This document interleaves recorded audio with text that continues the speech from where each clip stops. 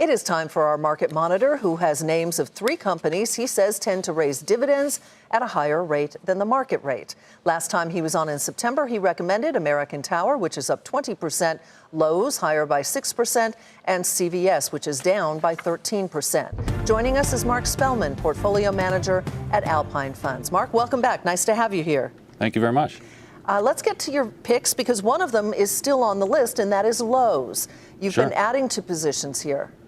Yeah, Lowe's has started out the year doing very well, I think somewhat at the expense of Sears when it comes to appliance sales.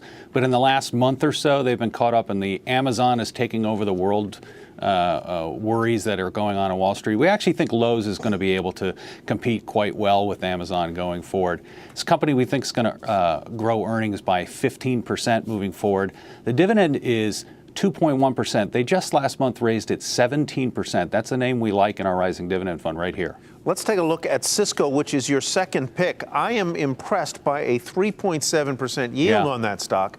I am less impressed by its historical returns over the past decade. Yeah, it's a company in transition for sure. It was the ruler of the networking world, and it's having a little harder time transitioning to the data-driven cloud world. We think they're on the cusp of doing that. You may have to wait a little while, but that 3.7% dividend yield you just mentioned is a pretty comfortable thing to sleep at night while you're waiting. Now, mind you, in the last 14 months, that dividend is up 38%. That's an amazing statistic if you think about it. We like the stock. We think it's just too cheap right here.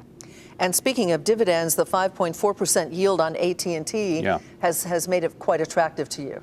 Yeah, again, too cheap to ignore. The dividend is just too big to ignore. We think there's a couple of things going on there. People are worried about the wireless business. We personally think there might be a lag before the iPhone 8 hits this fall. That may be why the stock has been underperforming. It's down about 15% this year. Then you add the Time Warner communication deal that's supposed to close at the end of this year. We think that's going to be very good for the name, very good for the stock. We like the stock. Let's talk about one of your picks that is from the last time, which was CVS Health, down this time. What do I do with it if I bought it? Yeah, we think you step aside. Now, that's a name we purchased. It was last year in September. It was prior to the Trump administration. They've really made a focus on drug pricing. And obviously, 60% of what CVS does is pharmacy benefit management. It's really up in the air how that's going to fall out. All we know is the rhetoric is certainly heavy against any kind of drug pricing, pushing companies to lower prices. We're really not sure what's going to happen, and that makes us pause and step aside.